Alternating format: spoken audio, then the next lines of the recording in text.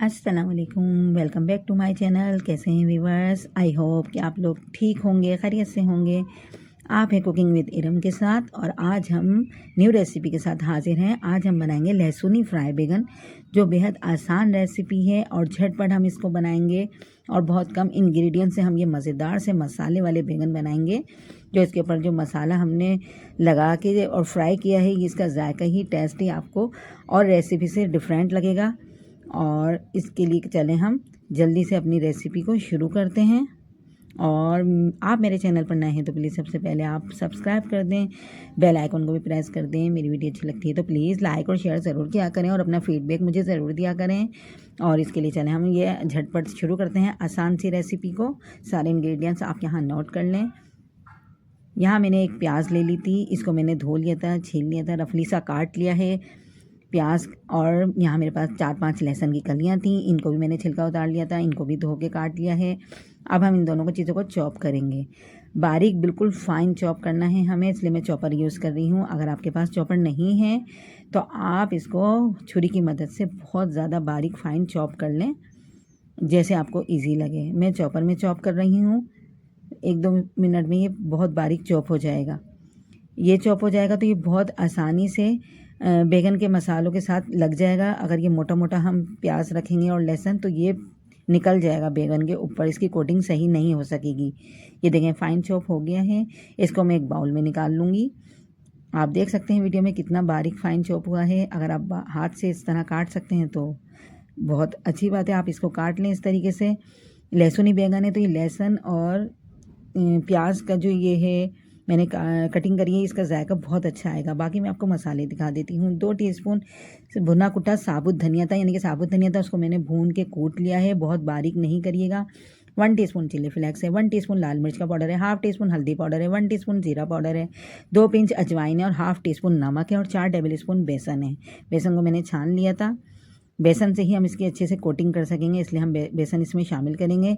अब जो मसाले थे वो मैं प्याज में डाल दूँगी और इन बेसन डाल दूँगी और इन सब चीज़ों को मिक्स करूँगी।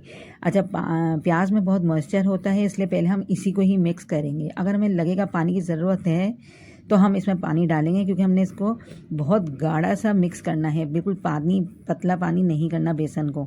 तो देखें 2 टीस्पून की मुझे ज़रूरत पड़ी है, तो मैंने 2 टीस्पून से ज़्यादा पानी नहीं डाला। पानी का बहुत ध्यान रखिएगा, जितनी अच्छी आप इसको मिक्सचर तैयार करेंगे बेसन पे, इतनी ही अच्छी हमारी कोटिंग हो सकेगी। पतला कर देंगे तो बेसन के ऊपर से कोटिंग उतर जाएगी। ये सारा मिक्स हो गया है अच्छी तरह, इसको अब मैं एक साइड पे रख दूँगी। अब हम बैगन कटिंग कर लेते हैं। बैगन यहाँ मैंने 250 ग्राम बैगन ले लिए थे। मौसम के नए बैगन आए हुए हैं, इस तरीके से होते हैं। कलर देखें कितना अच्छा है बैगन का। 250 बैगन, इनको धो लिया था और मैं इसकी कटिंग करके दिखा देती हूँ आपको।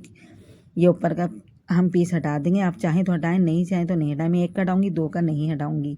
बाकी आप इसकी कटिंग देखें किस तरीके से करनी है, कितनी मोटी करनी है। एक में से मैंने 3 पीस निकाले हैं, बड़ा बैगन है तो 4 पीस निकालेंगे। ये देखें इतने मोटे होने चाहिए ये बैगन के पीसेस। और इसको हम बीच में से अंदर से इस तरह कटिंग करेंगे ताकि मसाले अंदर तक चले जाएँ और बैगन को भी हमें अच्छा सा गलाना है, इस वजह से हम इसकी अंदर से भी कटिंग करेंगे। कटिंग इस तरीके से होनी चाहिए देखें। और ये सारे ही बैगन की कटिंग मैं इस तरीके से कर लूँगी। और ये काम हमें थोड़ा जल्दी जल्दी करना है, क्योंकि बैगन जैसे ही कटिंग करके रखते हैं काले हो जाते हैं। तो ये सारा काम इस तरीके से हम करके और इसमें बहुत अच्छे से हम जो मसाला जो हमने बना के रखा था वो इसके ऊपर पेस्ट करेंगे।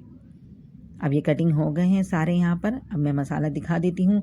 अच्छा, मसाला आपको स्पैचुला से लगाना है ताकि स्पैचुला से बहुत अच्छे से स्प्रेड हो जाए।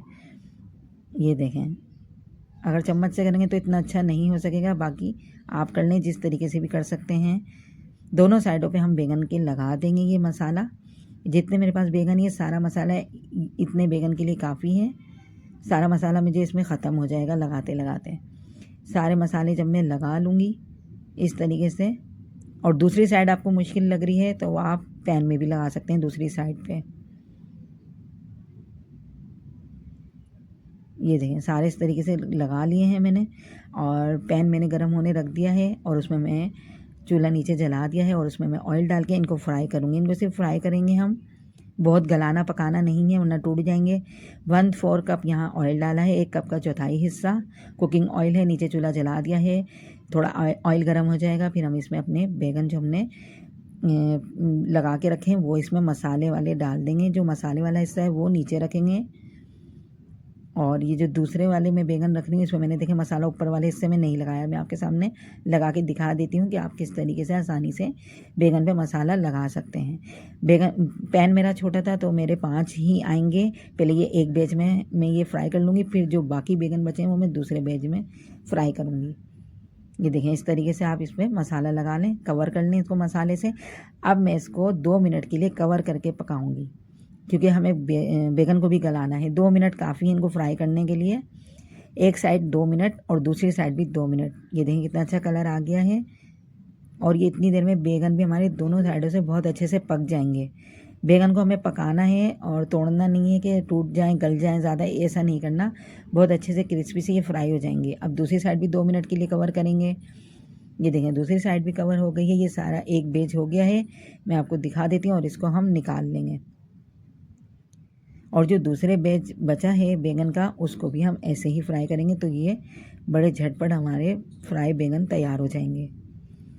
मसाले का कलर देखें आप कितना अच्छा है, यानी कि मसाला अंदर तक पक गया है, बैंगन गल गए हैं, तो ही हम इनको उतारेंगे। अगर आपको लग रहा है थोड़ा टाइम है, कच्चा है बेसन का कलर और मसालों का, तो आप इसको 1-2 मिनट और दे सकते हैं फ्राई करने के लिए।